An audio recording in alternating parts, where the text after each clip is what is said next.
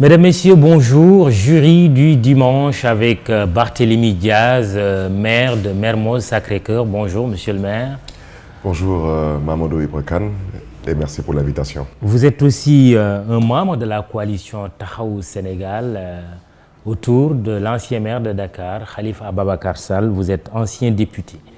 Vous vous illustrez par vos prises de position souvent fracassantes, courageuse pour certains, suicidaire pour d'autres. Barthélémy Diaz, socialiste, fait de Ousmane Tanor Dieng son leader et son mentor. Ça appartient peut-être aujourd'hui au passé. En tout cas, votre militantisme au PS a daté au lendemain de l'alternance de 2000, avant la brouille avec le défunt secrétaire général du Parti socialiste. Barthélémy Diaz participera-t-il aux hommages rendus justement ce week-end à l'ancien président du Haut Conseil des collectivités territoriales?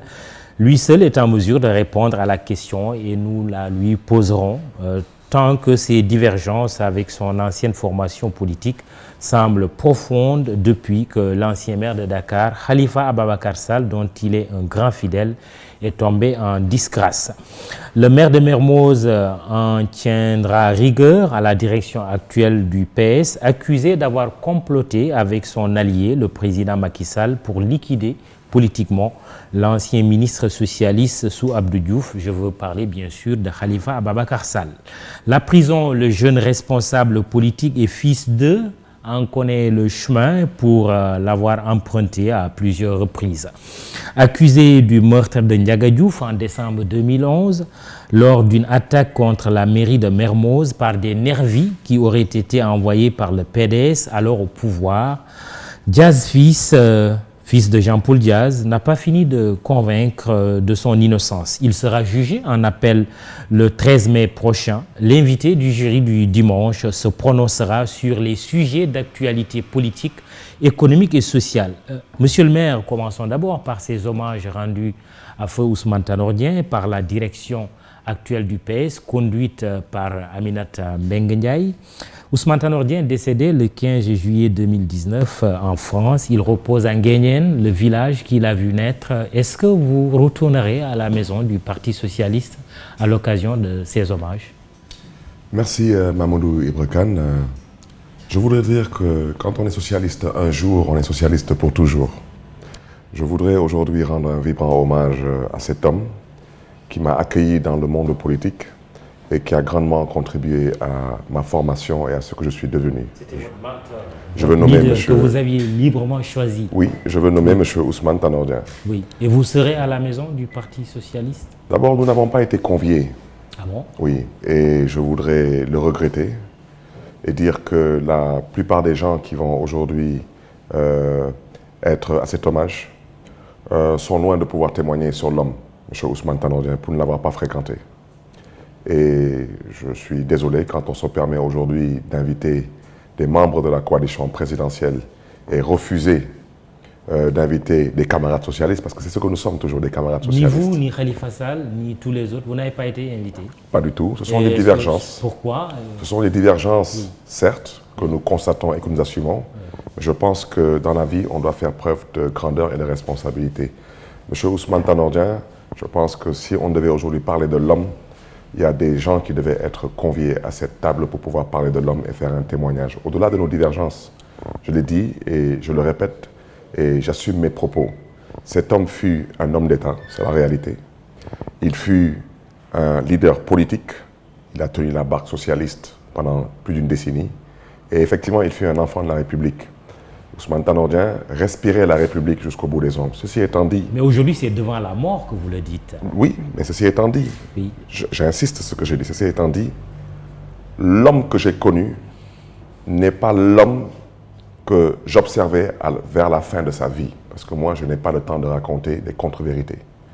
L'homme que j'ai connu est un homme qui m'a inculqué des valeurs, des convictions et des principes. Et une constance. Aux Sénégalais de juger l'homme qu'ils ont observé vers la fin de sa vie, c'est de ça qu'il s'agit. M. Khalifa Sall s'est retrouvé dans la situation que tout le monde connaît. Je le répète et je confirme mes propos. de par une participation du Parti socialiste à un complot d'État. Et c'est la réalité. Je n'ai pas le temps, moi, de mettre ici à tourner autour du pot pour dire ma pensée. Donc, ceci étant dit, aujourd'hui, on parle de recueillement, on parle de prière, que le bon Dieu accueille M. Ousmane Tanor Dieng en son paradis et lui pardonne toutes ses fautes et ses péchés. Et je pense que c'est de ça qu'il s'agit aujourd'hui et non d'autre chose. Et je terminerai par dire que je pense qu'il avait tout de même émis un dernier vœu de voir, si possible, la famille socialiste se retrouver. Et moi, au lendemain de sa disparition... C'était ses dernières volontés. Oui. Est-ce que cela n'aurait pas dû être l'occasion de ces retrouvailles entre vous et l'actuelle direction du Parti socialiste? Au lendemain de la disparition de M. Ousmane Tanor Dieng, moi-même, je suis allé à la maison du Parti socialiste pour témoigner de qui était cet homme. Et ensuite, je me suis rendu au domicile de certains responsables du Parti socialiste et ils m'entendent. Et au moment où on leur parlait de réunification, ils parlaient de compagnonnage avec le pouvoir. Ils sont dans une démarche alimentaire. Ils sont dans une démarche opportuniste. Ils sont dans une démarche qui ne tend pas vers le socialisme. Mais parlons d'aujourd'hui.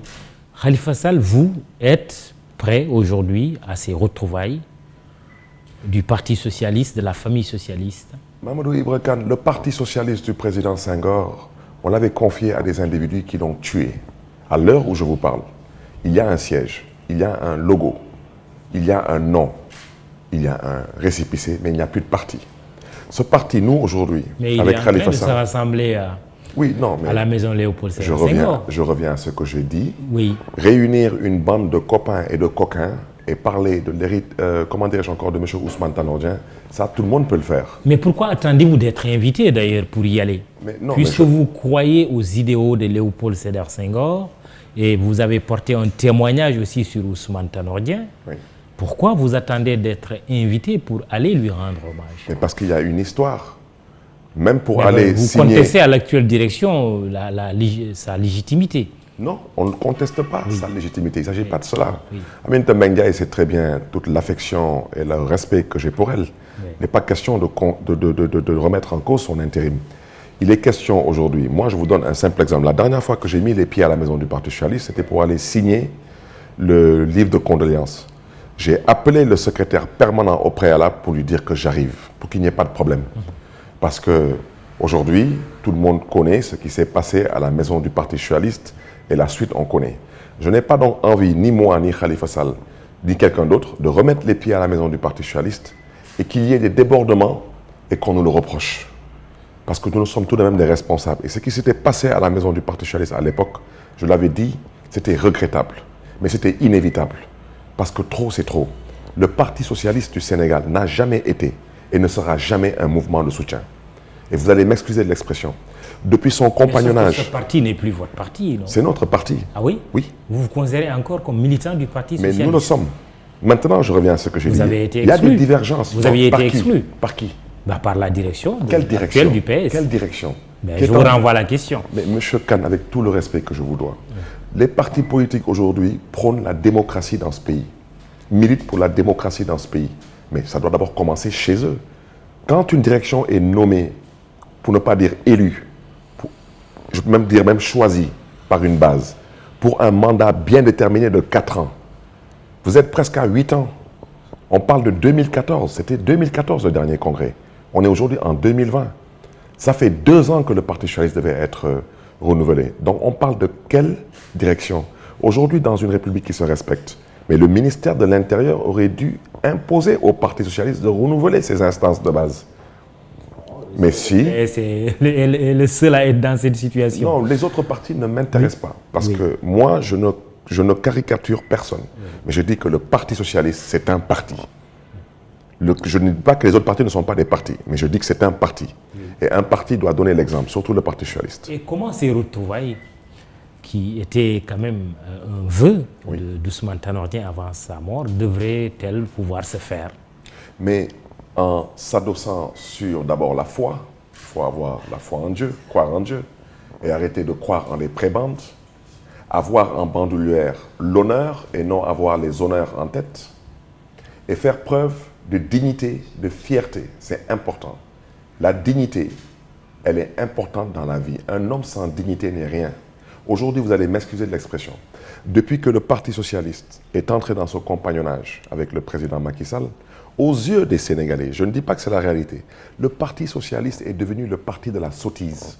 Parce qu'on ne retrouve plus ce Parti socialiste. Votre condition est que le PS quitte la mouvance présidentielle pour que ces retrouvailles éventuelles puissent avoir lieu. Mais pas du tout, Mamadou Ibra Kane.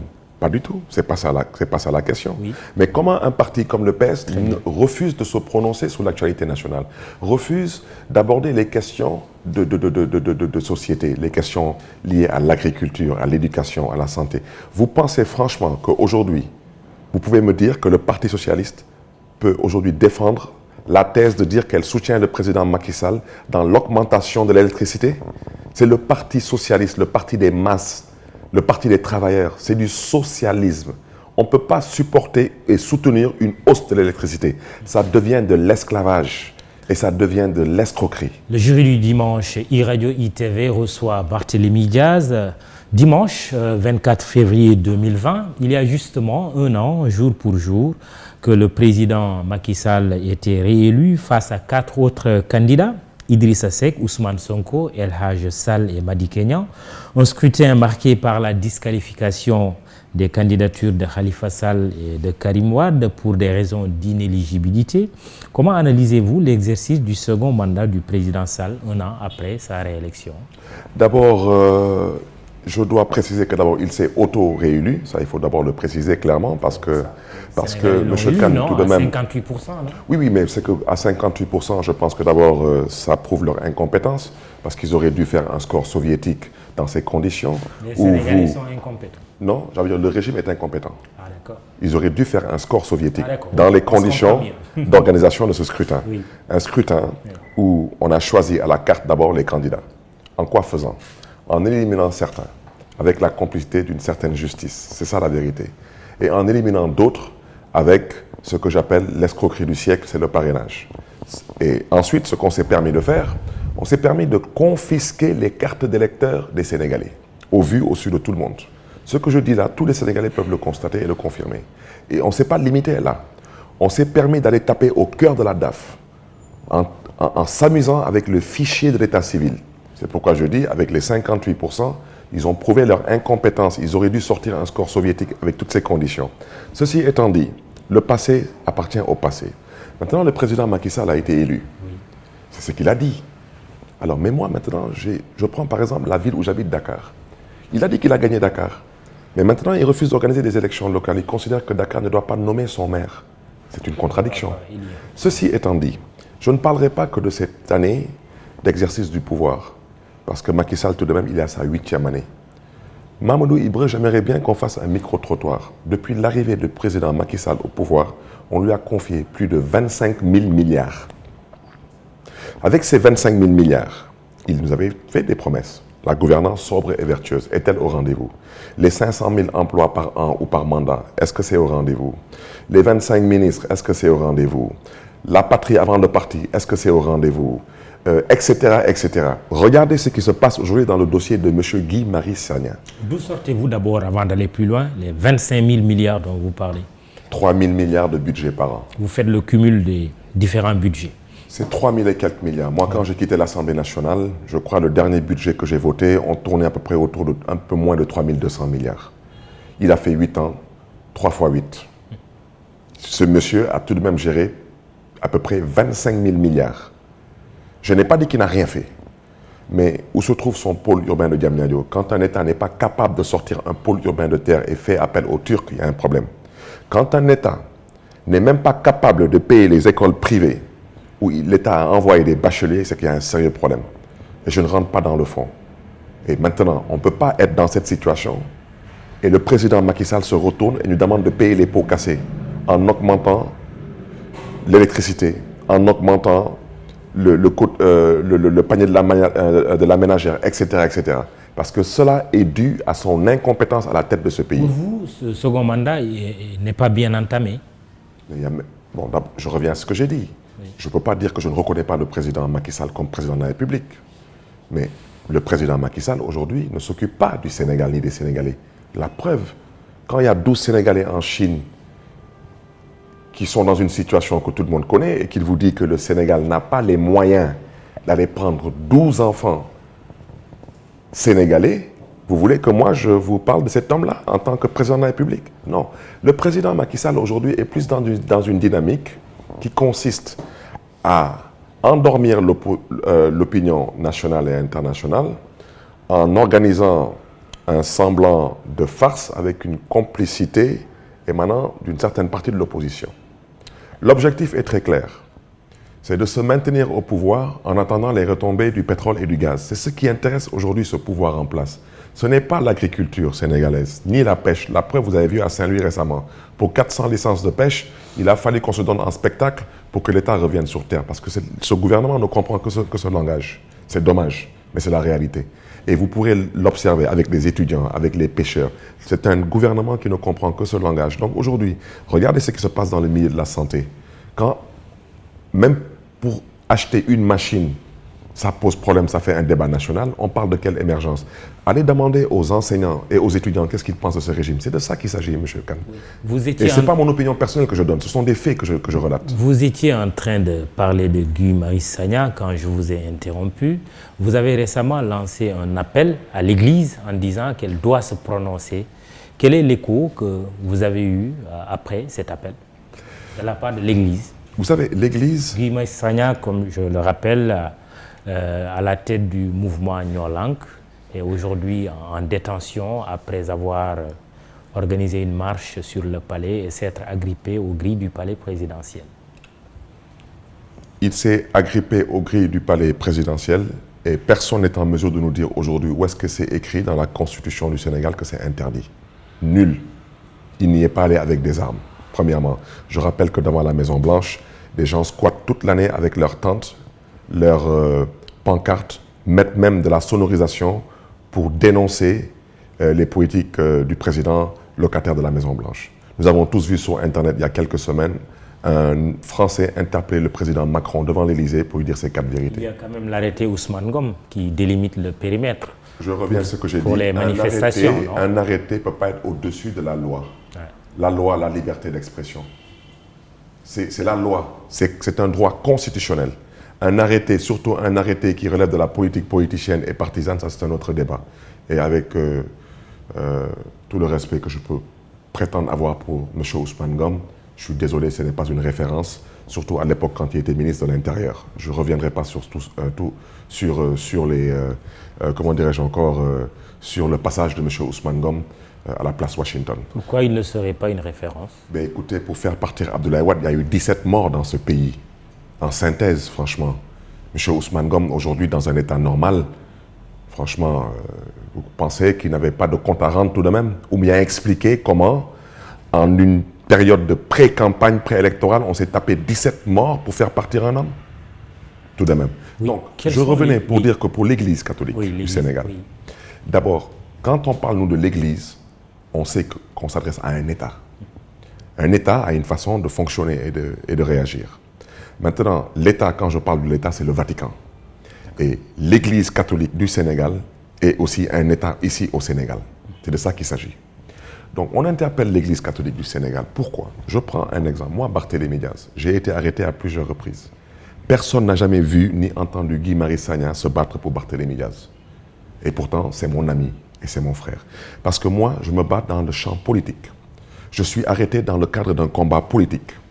J'assume le tout et avec un grand T dans le cadre politique, y compris la prison. Mais ici, Guy Marius Sagna n'a pas posé un acte politique. Guy Marius Sagna a posé un acte citoyen et patriotique. Il manifestait contre la hausse de l'électricité. Et moi et Guy Marius Sagna, nous ne partageons pas le même parti politique. Il est au PASTEF, je suis avec Khalifa Sall.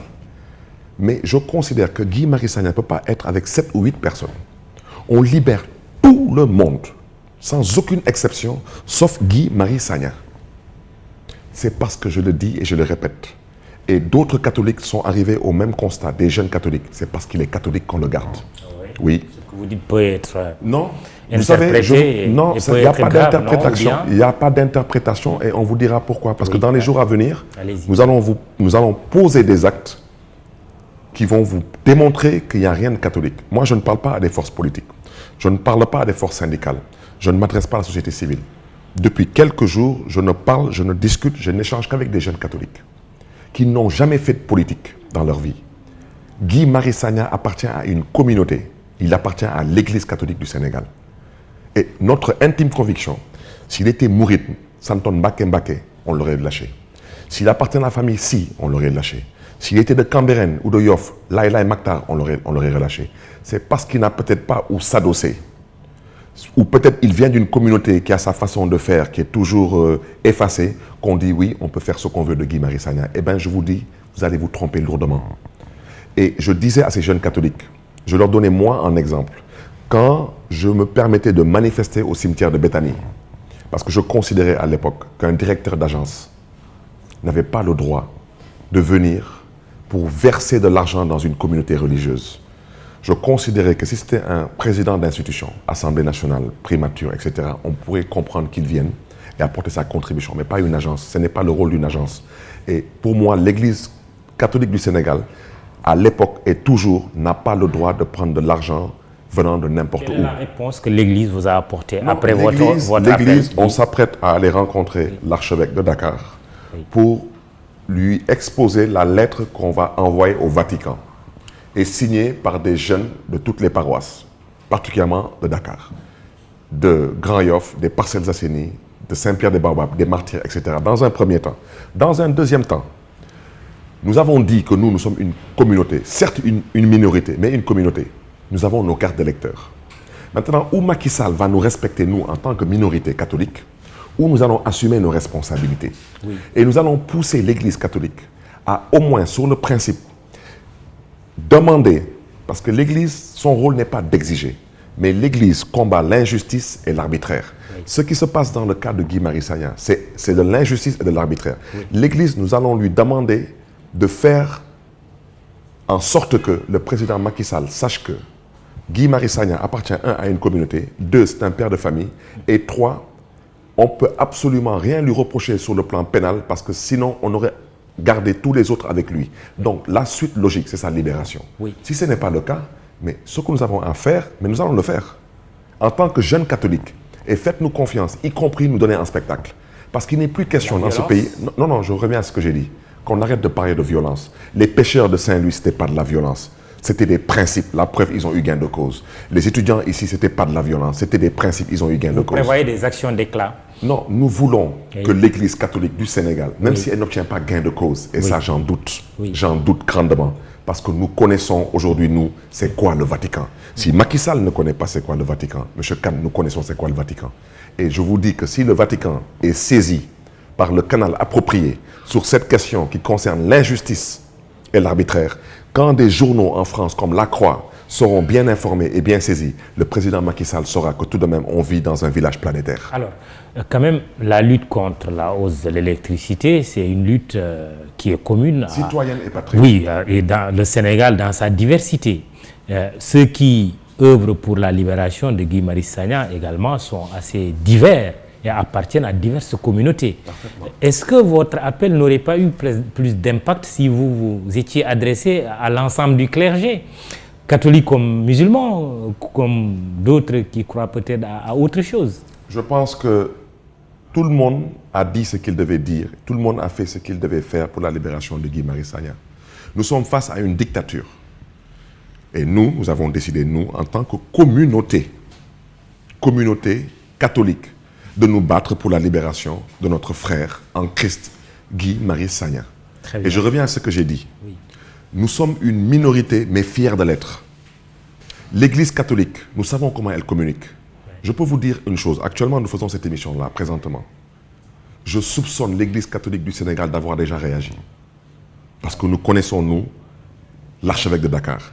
Mais ils ne vont jamais intervenir par voie de presse. Ce ne sont pas des gens qui font du bruit. Ce n'est ni leur culture ni leur éducation. Mais le président Macky Sall doit savoir que Guy Marius Sagna n'est pas seul. Il appartient à une communauté. Il est catholique. Oui, mais Barthélémy, le Sénégal quand même est un pays divers, pluriel, laïque, hein, où les communautés sont en symbiose. On est bien d'accord quand même. C'est important ça. Hein? Et ça, c'est important pour le Sénégal. C'est important. C'est la raison pour laquelle M. Macky Sall doit être sensible à ce que j'ai dit. Guy Marius Sagna a été arrêté avec 7 ou 8 personnes. ils ont tous été libérés. Et vous savez quoi? Revisitez, ils sont tous musulmans. Ils ont tous été libérés. Vous allez m'excuser, mais je reviens à ce que j'ai dit. Si on doit taper sur ça pour qu'on libère Guy Marius Sagna, on tapera sur ça. On est arrivé dans ce pays à jouer avec tout et n'importe quoi. Barthélémy Diaz est invité du jury du dimanche. L'incapacité électorale des anciens prisonniers Khalifa Sall et Karim Wade est encore aujourd'hui d'actualité. Leur amnistie est-elle une exigence pour vous dans le cadre du dialogue politique, du dialogue national? Je ne saurais pas parler pour le compte et le nom de M. Karim Wade, mais pour le compte et le nom de M. Khalifa Sall, je peux vous dire que c'est le cadet de ses soucis, ces questions d'amnistie. Je me limite à cela. Khalifa Sall est dans une autre dynamique. Ça ne l'intéresse pas d'être amnistié? Non. Il n'en a pas fait la demande? Pas du tout. Il a quand même bénéficié d'une grâce, non? Une farce. Pas d'une grâce. Mais il est sorti de prison. D'une farce. Et il profite de sa liberté? Il n'est pas sorti de prison, il a été expulsé de prison. Mani militari, par la force. Donnez-nous des nouvelles de Khalifa Sall. Certains, parmi ceux qui ont posé des questions sur Facebook, pensent qu'il a renoncé au combat.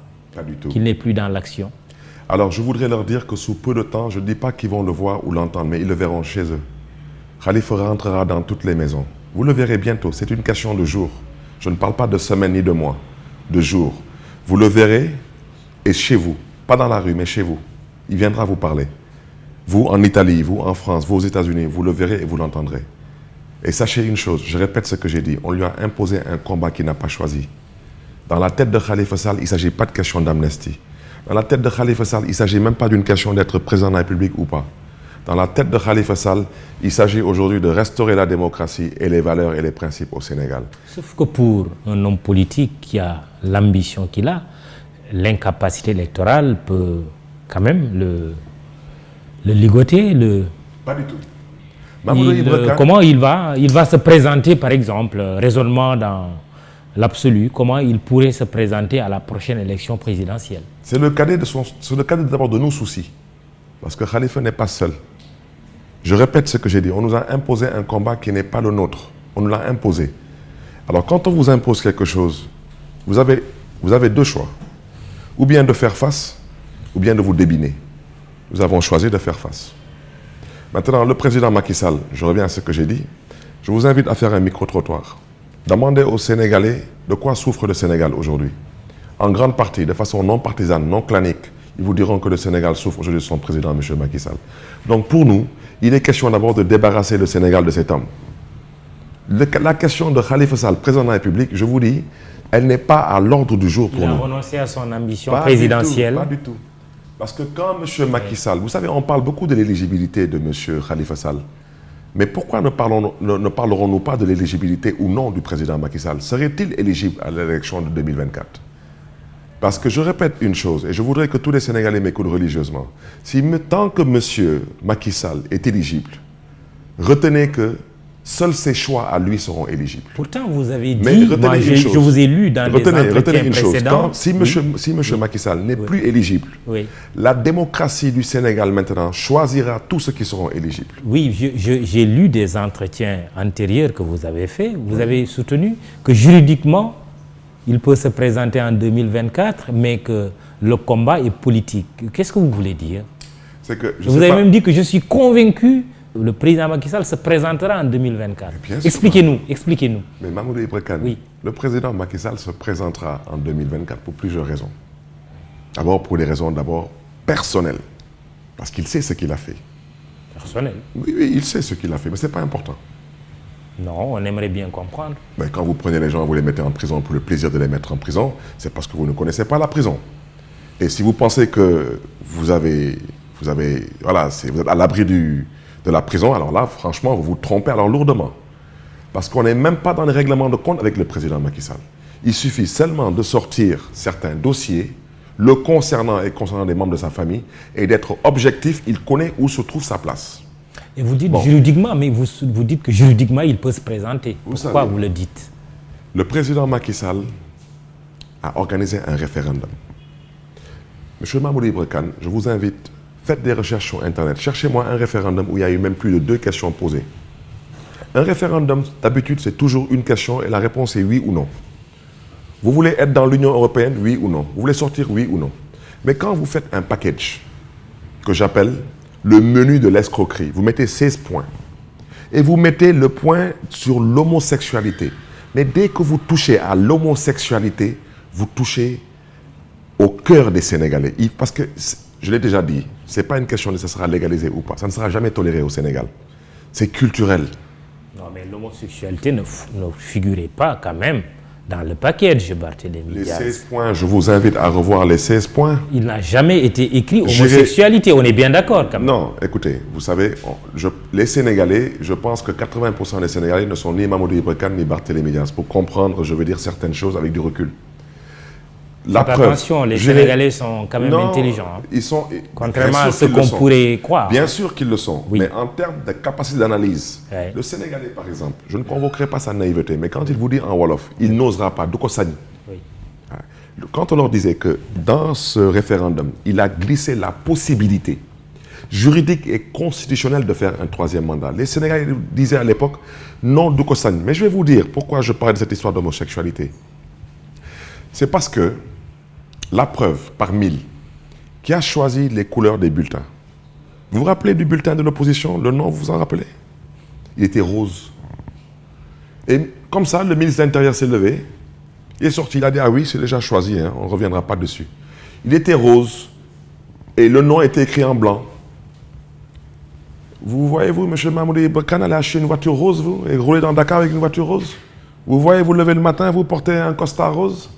Vous savez de quoi je veux dire. Il y en a qui portent quand même la couleur rose. Ils ont le droit. Qui est une couleur comme d'autres couleurs. Personnellement, ce n'est pas tous les jours Saint-Valentin pour moi, mais je ne porterai pas du rose. Vous comprenez? Voilà. Donc je préfère ne pas trop... Alors, revenons au point sur le troisième mandat. Le troisième mandat, oui. Il va le faire. Ouais. Mais ce n'est pas dit qu'il va y arriver. Parce qu'en fait, que dit la Constitution? Et ceux qui l'ont rédigé l'ont fait exprès. Alors, ce fameux tailleur constitutionnel qui s'est érigé en donneur de leçons de morale sous le régime du président Wade et qui s'est métamorphosé, et tout le monde l'a constaté ce qu'il est devenu. Mais c'est lui et ses ouailles qui ont rédigé ça. Mais quand ils disent « nul ne peut faire plus de 2 mandats consécutifs », est-ce qu'il y a 2 mandats consécutifs, oui ou non? Je vous pose la question, M. Mamadou Ibra Kane. Moi, je considère qu'il y a 2 mandats consécutifs. Mais je ne suis pas juriste de formation et surtout pas constitutionnaliste. Mais je pense que sur le principe, j'ai raison. Maintenant, on parle de 2 mandats de 5 ans. D'accord. Je pose une question. Dans le premier mandat, y a-t-il 5 ans dans le premier mandat ou il n'y a pas 5 ans?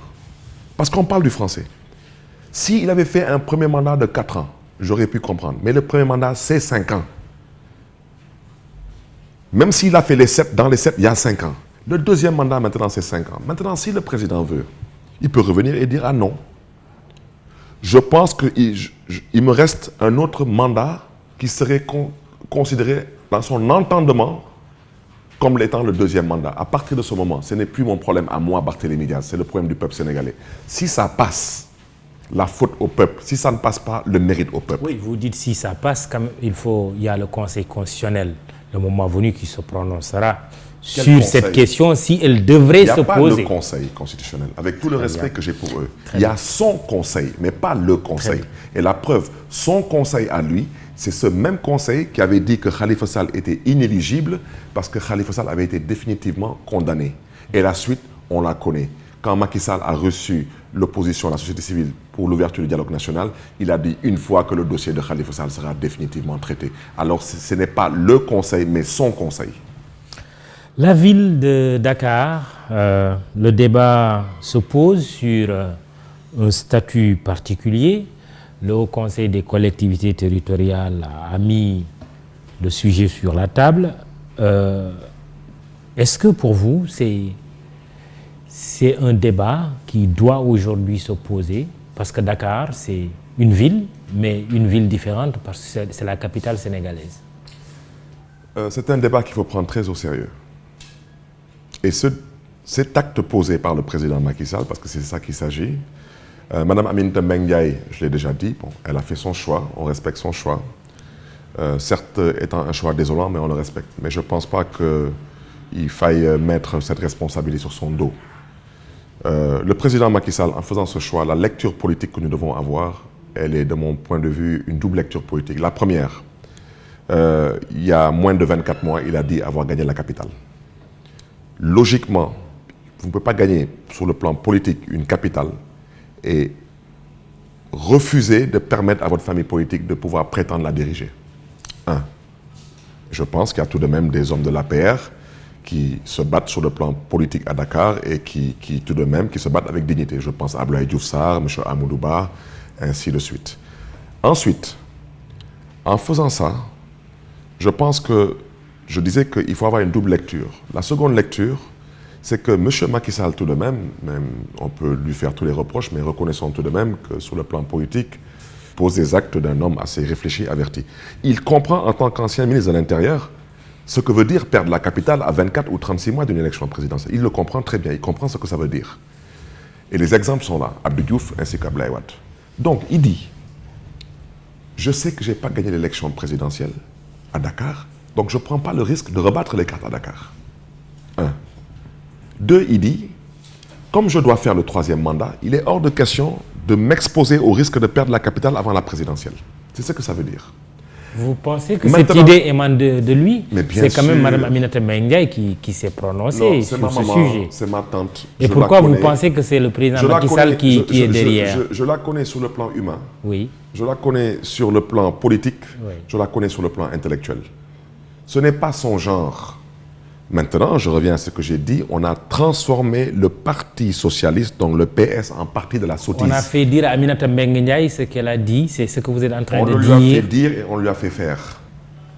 Ce que vous dites est quand même grave, non? Si vous voulez, je vous donne des exemples. Dernièrement, on vient de choisir un socialiste comme ministre de la Pêche. Il n'est pas habilité à nommer, lui, un quelconque directeur dans son ministère. M. Alioune Ndoye, oui. Vous parlez de lui? Bien sûr, mon grand frère Alioune Ndoye, que je salue au passage, y compris son directeur de cabinet. Le Parti socialiste a été transformé en parti de la sottise. Excusez-moi de l'expression. Ça veut dire qu'aujourd'hui, je vous invite à aller voir ce qui se passe au ministère de l'eau. Allez voir ce qui se passe au ministère de la Pêche. Vous ne verrez pas de socialistes dans les directions. Ce sont des APR qui sont nommés par décret de Macky Sall pour occuper ces postes. Parlons Donc, ce sont les faire-valoir. Du statut de Dakar. Statu quo, c'est ce que je voulais vous dire. Le statut particulier. Mais ma question, c'est que pourquoi ce qui existe ailleurs, y compris dans des villes africaines, de grandes métropoles, ne devrait pas pouvoir se faire pour la capitale sénégalaise?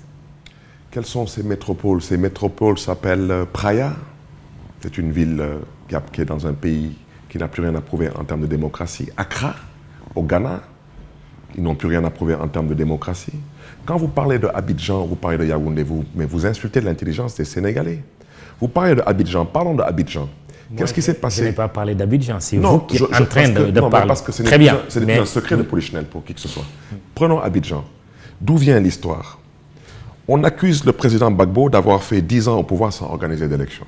Le président Gbagbo avait dit « je ne peux pas organiser d'élection parce que le pays est coupé en deux ». Et la raison pour laquelle Abidjan a eu ce statut, c'était dans un contexte bien précis. C'était un contexte de rébellion, pour ne pas dire de guerre. Je ne parlerai pas du Cameroun. Parce que Paul Biya, aujourd'hui, faire 40 ans de pouvoir, de grâce, on ne convoque pas là-bas la démocratie, on la met de côté. Donc aujourd'hui, M. Mamadou Ibra Kane, vous savez pourquoi le statut particulier de Dakar proposé par Macky Sall est une insulte à l'intelligence des Sénégalais et qu'on refuse, nous, de laisser faire? C'est parce que Dakar est la seule ville au Sénégal qui a un statut constitutionnel. Il n'y a que Dakar qui est cité dans la constitution du Sénégal. Il est bien écrit, Dakar est la capitale du Sénégal. Alors franchement, ne nous ramenez pas à un district. Avec tout le respect que j'ai pour tous mes parents qui viennent de tous les coins et recoins du Sénégal. Mais ils viennent à Dakar, ils habitent Dakar, ils prennent du foncier à Dakar, leurs enfants vont à l'école à Dakar. Mais nous les Dakarois, nous ne sommes jamais partis à Fatick pour dire qu'à Fatick, il doit avoir un statut particulier. Au nom de quoi M. Macky Sall vient à Dakar pour nous dire que maintenant Dakar doit avoir un statut particulier? Et je le soupçonne aussi, pour ne pas dire que je l'accuse, d'avoir des calculs totalement tordus par rapport aux fonciers. Et là, je m'adresse à la communauté Lébou. L'aéroport de Dakar-Yoff, ce qui s'y passe est un scandale. Je prends ça que comme exemple. Alors, les Lébou ont bel et bien intérêt à se lever et à bien ouvrir leurs yeux et à ouvrir leurs oreilles. Parce que ce que nous sommes en train de dire là, c'est sérieux et très sérieux. Et j'irai plus loin sur le plan politique. Mon intime conviction est que si Dakar a un statut particulier, où on nomme un gouverneur, Dakar n'a plus besoin, de par ce statut particulier, d'être représenté à l'Assemblée nationale du Sénégal. Et je vous donne l'exemple du district de Columbia, la capitale américaine, Washington, D.C.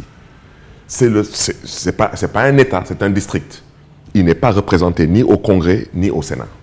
Et vous verrez à Washington, D.C., sur toutes les plaques d'immatriculation des voitures, il est écrit « Taxation without representation ». Donc, ramener Dakar à un district. Si Dakar n'est plus un département, Dakar n'a plus rien à faire à l'Assemblée nationale. Parce que ça veut dire qu'on a combattu un homme, on l'a mis en prison, on lui a empêché d'être président de la République. Maintenant, on ne trouve pas maintenant la formule pour prendre Dakar, et maintenant on décide d'humilier tout le peuple de Dakar. Pourquoi Dakar devrait se limiter à la personne de Khalifa Sall, puisque vous faites allusion à lui? Alors, cette question devrait être posée à M. Macky Sall. C'est ça qu'on ne comprend pas, nous. Combattre Khalifa Sall, ça peut se comprendre sur le plan politique. Vous êtes opposé au statut particulier de Dakar? Non, mais ce n'est même pas pensable à notre niveau. Est-ce que cela remet en cause, au fond, la communalisation? Vous êtes maire de Mermoz, il y a d'autres communes également qui existent. Il y a d'abord, dans ce cas de figure, il y a d'abord une rupture d'égalité entre les territoires. Il y a une contradiction manifeste par rapport à l'esprit même et à la lettre de l'acte 3 de la décentralisation, qui avait milité pour les territoires forts, les territoires viables, fiables, rentables, éventuellement bancables. On a vu ce qui s'est passé avec l'emprunt obligataire, etc. C'est-à-dire qu'il faut qu'on sache raison garder. Je pense qu'aujourd'hui, même le Sénégalais le moins averti sait tout de même qu'il n'y a aucune objectivité dans la démarche de l'exécutif. Regardez, les ordures, on retire à la ville. L'aménagement des places, de l'obélisque, de l'indépendance, on en fait une guerre par rapport à la ville. L'emprunt obligataire, on a tous vu ce qui s'est passé. Aujourd'hui, on crée des doublons avec le ministère du Renouveau. Ça veut dire que ça suffit à un moment donné. Vous êtes incapable d'être capable de prendre la ville de Dakar, mais accepter au moins le jeu démocratique. Ça s'appelle un tant soit peu, mais être au moins un citoyen. Certes, peut-être pas exemplaire, mais au moins accepter le principe de la République. Vous ne pouvez pas gagner Dakar. Et ceci étant dit, mais ce n'est pas une honte en soi. Regardez en France, M. Kane. De Mitterrand à Macron, le maire de Paris n'a jamais été de la mouvance présidentielle. Mitterrand a été président, Chirac a été président, Sarkozy a été président, Hollande a été président, aujourd'hui Macron. Le maire de Paris n'a jamais été avec le président. Mais vous pensez que ça choquait un quelconque Français ou un quelconque Parisien? Mais sachons raison garder. Alors aujourd'hui, tout de même, quand je les vois, je me rappelle à l'époque, je parlais du jardinier de la République, qui était le ministre du Renouveau urbain. On me disait, oui, vous voulez mettre des jardins partout, etc. Je lui dis, mais allez à Fatick. Mais vous avez tellement d'espace là-bas pour mettre des jardins. Allez regarder ce qui se passe à Kaolack. Allez un peu partout dans le Sénégal. Mais pourquoi vous vous concentrez comme ça sur la capitale? Mais cet homme-là, vous ne pensez pas que vous en avez assez fait? Vous voulez quoi d'autre maintenant? Qu'est-ce que vous voulez tout de même? Je n'irai pas jusqu'à tout de même prétendre que vous voulez tout de même sa liquidation physique. Ce serait exagéré. Alors, Dakar a comme maire aujourd'hui une dame, Soham Wardini, qui a remplacé Khalifa Sall quand il a été révoqué de cette fonction. Comment appréciez-vous son action? Je salue d'abord la fidélité, je salue d'abord la loyauté, je salue aussi la constance et je milite pour qu'on puisse lui donner les moyens de pouvoir réussir sa mission. Et je reviens à ce que je dis, Mamadou Ibra Kane. L'esprit de la... quand même ce qu'il faut relever, c'est qu'aujourd'hui, tous ceux qui sont à la tête des collectivités locales ont vu leur mandat expirer, non? Bien sûr. Ouais. Et aujourd'hui, je reviens à ce que j'ai dit. Ce qui est dommage, et je l'ai toujours dit, j'ai dit qu'il n'y aura pas d'élection locale. On me dit non, il y en aura en 2019. Je dis il n'y en aura pas. On me dit en 2020, je mets ma main sur la Bible, il n'y en aura pas. On me dit en 2021. Je dis en 2021, quand on arrivera vers le 30 novembre 2020, je vous dirai s'il y en aura en 2021 ou pas. Et c'est la raison pour laquelle j'en veux à certains de mes amis de l'opposition. Je leur ai dit, tout ce cirque est fait avec votre complicité, à travers cette farce que vous appelez le dialogue national. Et vous savez très bien que vous dialoguez sur rien du tout. Parce que quand on s'assoit, on dit, on démarre le dialogue. Et au milieu du dialogue, le président Macky Sall, alors encore une fois de plus, je salue encore cet homme, parce qu'alors lui, il est constant. Il dit, on discute, on échange, et puis après, je retiendrai ce que la majorité aura décidé. Et tout à coup, en cours de discussion, il copte 40 personnes. Mamadou Kane, Barthélémy Diaz, on joue au football. Mamadou Kane a 11 joueurs, j'ai 11 joueurs. Et à la mi-temps, Barthélémy décide d'en ramener 11 autres. Donc je joue contre Mamadou, j'ai 22 joueurs, Mamadou en a 11. Quelle est la majorité qui va se dégager? D'accord? Donc, alors, je vous ramène aux fameuses conclusions avec la commission de Amadou Mokhtar Mbow. Quand on le lui a remis, il a dit « je choisis ce que je veux ». Monsieur Macky Sall doit savoir qu'il n'est pas au restaurant. Il n'a pas un menu et il choisit l'entrée, le plat de résistance. Non, la démocratie, c'est il faut accepter la démarche inclusive et participative. Ce n'est pas parce qu'on est plus fort ou on est majoritaire qu'on impose sa majorité. Et moi, je vous dis, cet homme, monsieur Macky Sall, je le soupçonne d'endormir tout un peuple pour n'organiser aucune élection jusqu'à l'élection présidentielle. On me dit qu'il n'en est pas capable, je dis qu'il en est capable. Alors, attaquons très rapidement en rappelant que notre invité ce dimanche est Barthélémy Diaz, invité du jury du dimanche. Attaquons les questions d'ordre économique et financier. La mesure du président Macky Sall de suspendre l'achat de véhicules de fonction et de services jusqu'à nouvel ordre, 5 milliards de frais d'entretien pour le parc automobile qui est estimé à 11 000 véhicules. Comment accueillez-vous cette décision du président de la République? C'est du saupoudrage. Je voudrais être clair avant que le procureur de la République s'excite là-bas. Il semblerait, pour ceux qui ne parlent pas français, je n'ai pas dit... vous n'êtes pas sûr de ce que vous êtes en train de dire. Il semblerait oui. que parmi les fournisseurs de véhicules à l'État du Sénégal, il semblerait que dans sa famille la plus proche, il y ait quelqu'un qui s'y active. Le président Macky Sall, je me limite à ça. Lors des obsèques de M. Ousmane Tanor, à l'entrée de Nguyen, son véhicule a pris feu. Mais personne n'a porté plainte contre Mercedes. Parce que Mercedes n'a pas vendu cette voiture.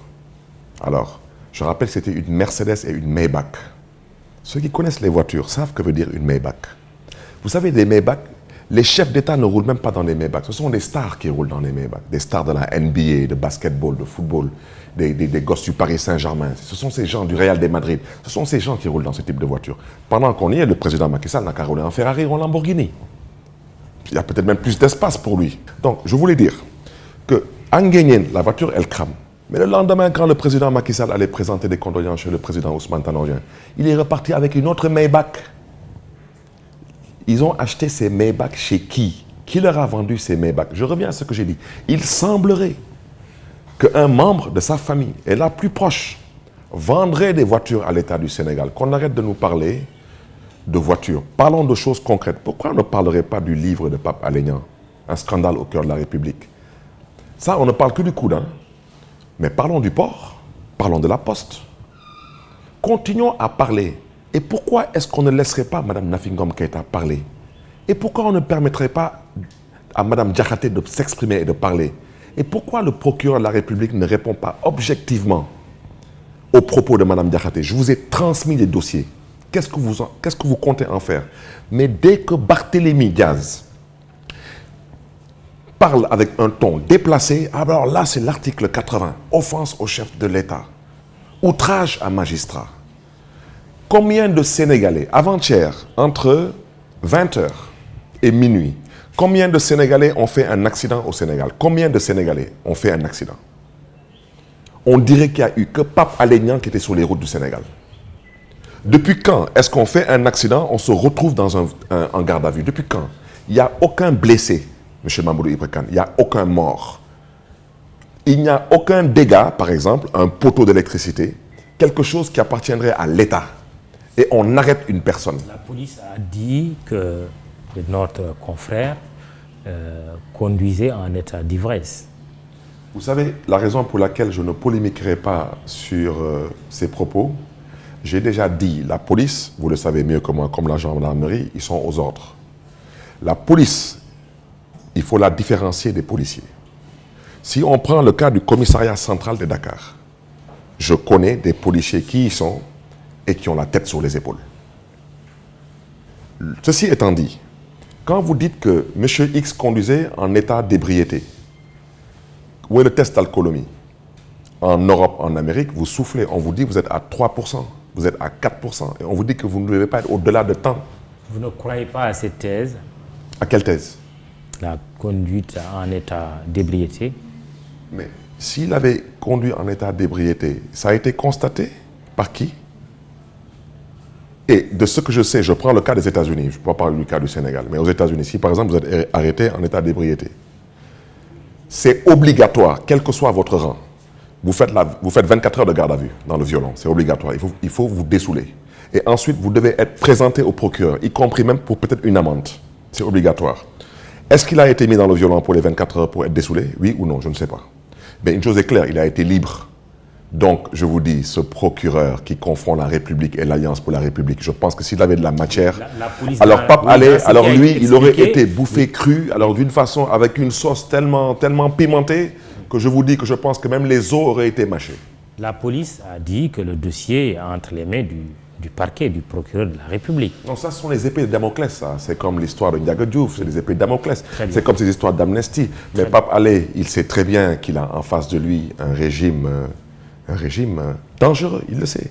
Il doit rester constant. Et Pape Alé doit savoir qu'il fait la fierté de tout un peuple et de toute une nation. Le reste, ce sont des détails. Je vais vous dire une chose. On parle d'alcool, etc. Vous savez, tant qu'on n'a pas dit que Pape Alé est un homosexuel, on n'est pas allé trop loin, c'est pas méchant. Il se déparasitait, c'est tout, c'est pas méchant.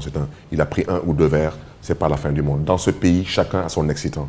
Qu'on arrête de pousser les gens. Mais il y a la loi quand même qui interdit la conduite en état d'ébriété. Mais personne ne peut prouver que Pape Alé était... Vous avez même rappelé quand même une situation aux États-Unis. Oui, mais... Et je suis sûr que si vous allez aux États-Unis, vous allez respecter la loi aussi. Bien sûr. Au Sénégal, il faut également respecter la loi. C'est très simple. Sans préjuger de l'innocence ou de la culpabilité de qui que ce soit. Mais moi, par exemple, je suis de confession catholique. Ouais. Mais moi, bon, peut-être maintenant, je ne vais plus dans les bars et restaurants parce que bon, je n'ai plus l'âge de le faire, j'ai plus la passion de le faire. Mais je sortais des fois avec des amis, je prenais 1 verre, 2 verres, j'allume ma voiture, je rentre chez moi. Mais c'est interdit par quel décret, par quelle loi, par quelle constitution? Je suis désolé. L'autre a envie de boire son tchakri, l'autre son fondé. Moi, j'ai peut-être envie de prendre ma canette. C'est interdit, mais la loi interdit de conduire quand on est en état d'ébriété, en état d'ivresse. Pour l'instant, personne n'a prouvé que M. Pape Alé a été en état d'ébriété. Très bien, on sera édifié peut-être. Et puis les actes qui ont été posés suite à l'accident sont assez suspects. Je reviens à ce que j'ai dit. Amusez-vous à voir, interpeller les assurances, demandez-leur combien d'accidents ont été déclarés dans la fameuse nuit où Pape Alé a été interpellé. Et comment on peut interpeller quelqu'un dans le cas d'un accident dans lequel il n'y a aucun blessé, aucun mort, aucun dégât qui concerne un bien public? Il nous reste 2 minutes, mais très rapidement, 1 minute pour chaque question, puisqu'il reste 2 questions également. L'affaire Ndiaga Diouf, Barthélémy Diaz, le procès en appel est prévu le 13 mai prochain. Une tache noire dans votre carrière politique? Mais je reviens à ce que j'ai dit. Ndiaga Diouf, tué en décembre 2011, à la suite d'une attaque contre la mairie de Mermoz. Oui. Ce n'est pas une tache noire? Regrettable. Regrettable. Oui. Mais vous savez ce qui aurait été la tache noire? Barthélémy à Béthanie ou à Bel-Air. Alors ça serait été dommage. Êtes-vous innocent? Je serais parti un peu trop tôt. Êtes-vous innocent, Barthélémy Diaz, de quoi? Dans la mort de Ndiaga Diouf? Totalement innocent. Je le répète, je me suis défendu. Et je répète ce que j'ai dit. Et vous aviez tiré? Bien sûr. Si c'est à refaire, je refais la même chose. Votre balle l'avait atteint? Mamadou Ibra Kane, vous savez, je reviens à ce que j'ai dit. Ouais. On est en pénal. Ouais. En pénal, c'est eux qui m'ont accusé. Pas d'avoir tiré ou d'avoir détenu des armes, parce qu'ils ont dit que j'ai détenu des armes de façon illégale. Et c'est faux. J'avais un permis de port d'armes. Parce que je leur ai déjà donné l'exemple. J'ai dit que j'ai eu gain de cause. J'ai eu une décision de la Cour suprême du Sénégal suite à un arrêté de M. Ousmane Ngom, à l'époque, instruisant le DST, donc le directeur de la Sûreté du Territoire, à l'époque le commissaire Abou Diop, de me retirer mon permis de port d'armes, sans aucun argumentaire. J'ai attaqué cet arrêté de M. Ousmane Ngom à la Cour suprême, j'ai eu gain de cause. Comment je peux avoir une décision de la Cour suprême concernant un permis de port d'armes et ne pas pouvoir avoir un permis de port d'armes? Sauf qu'ici, il s'agira de prouver à la justice que... Non, je n'ai rien à prouver. Que vous êtes vraiment innocent. Non, je n'ai rien à prouver. Bien entendu, il n'appartient pas au jury du dimanche de faire votre procès. Bien sûr, mais je n'ai rien à prouver. Oui. Ce qui m'accuse, c'est à eux de prouver on est en pénal. Parce qu'ils disent que j'ai tué quelqu'un. Ils ne sont pas capables de montrer un cadavre devant la mairie. Une personne qui est atteinte par balle va à l'hôpital, mais ne va pas au siège d'un parti politique. Mais ce n'est pas important. Ce qu'il faut retenir dans ce cas... Vous n'avez pas tué Ndiaga Diouf? Non, je n'ai pas tué Ndiaga Diouf. Et je reviens à ce que j'ai dit. Même si j'avais tué Ndiaga Diouf, vous pensez que je peux tuer Ndiaga Diouf, on me condamne à 6 mois de prison ferme? Dans quel pays est-ce qu'on tue un être humain et on est condamné à 6 mois de prison ferme? C'est une épée de Damoclès qui ne passera pas.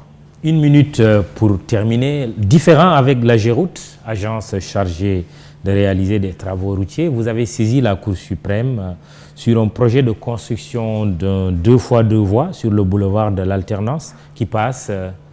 Sacré-Cœur, c'est ce boulevard-là? Oui. Oui, ok. Mais parce que la Géroute... Pourquoi? Je pense que d'abord parce que la Géroute est en train d'aller au-delà de ses prérogatives. Récemment, la Géroute s'était permise d'autoriser un prestataire d'aménager un parc d'attractions pour enfants sur le giratoire de la place de l'OMVS. Vous imaginez? Avec toute la pollution, vous imaginez, on a refusé. Alors la Géroute, je voudrais dire que la Géroute brandit un décret en disant que c'est sur la base de ce décret qu'elle prétend pouvoir poser des actes. Nous, on brandit une loi qui s'appelle le Code général des collectivités locales. La loi, je reviens, elle est au-dessus de l'arrêté et du décret. C'est la raison pour laquelle je vous disais que l'arrêté Ousmane Ngom, il est anticonstitutionnel. Parce qu'il n'y a aucun arrêté qui peut être indéfini dans le temps. Un arrêté, il est pris pour une période bien déterminée. Par exemple, le préfet de Dakar ou le gouverneur de Dakar peut prendre un arrêté pour dire, sur la période allant de telle date à telle date, 3 mois, 6 mois, 1 an, il interdit la pose de panneaux publicitaires. Il en a le droit. Mais il ne peut pas prendre un arrêté de façon indéfinie. Parce que la pose des panneaux publicitaires, l'autorisation, c'est la prérogative du maire. Donc, ce que je voulais dire par là, la Géroute n'est pas habilitée aujourd'hui à recouvrer des recettes sur la voie publique, ce sont les deniers publics, et elle l'a fait, et nous avons des preuves. Quand la Géroute aujourd'hui nous dit qu'il y a des emprises qui relèvent de la voirie classée, nous sommes d'accord. Mais ces emprises-là, quand des charretiers y déversent des gravats, ou quand ces emprises sont squattées par des mécaniciens, c'est la responsabilité de la mairie de nettoyer ou de déguerpir, ou la responsabilité de la Géroute de nettoyer ou de déguerpir. Très bien. Donc pour moi, je pense qu'on peut travailler en toute complicité, en toute harmonie, mais il faut savoir raison garder. Très bien. Le Cleaning Day, pourquoi on ne voit pas Barthélémy Diaz le Cleaning Day, prendre son balai pour rendre propre sa ville, sa mairie? J'ai seulement dit que je refuse d'accueillir le président Macky Sall. Ce n'est pas un citoyen exemplaire. Voilà. Et je dis que je refuse... habitant de Mermoz. Non, Quelle belle image cela aurait été non, ce n'est pas de voir Barthélémy Diaz, maire de Mermoz, avec son administré, le président de la République. Je l'aurais souhaité. Avec le balai, la pelle, nettoyer. Pourquoi vous renoncez à cette belle image? Je vais dire deux choses. D'abord, et j'en termine par là, parce que l'émission est finie. Parce que d'abord, je n'ai pas envie de participer au lancement officieux d'une campagne pour les élections locales, d'abord, premièrement. Et deuxièmement, M. Macky Sall n'est pas un citoyen exemplaire. Vous vous imaginez, il a construit le siège de l'APR dans la commune de Mermoz-Sacré-Cœur sans permis de construire. Ce n'est pas un citoyen exemplaire. Merci, Barthélémy Diaz. Vous refusez de prendre part au Cleaning Day. Parfaitement. Et je refuse de m'afficher. Vos administrés vont le retenir contre vous. Non, je refuse de m'afficher avec un dictateur. Barthélémy Diaz était l'invité du jury du dimanche, présenté par Mahmoudi Ibra Kane.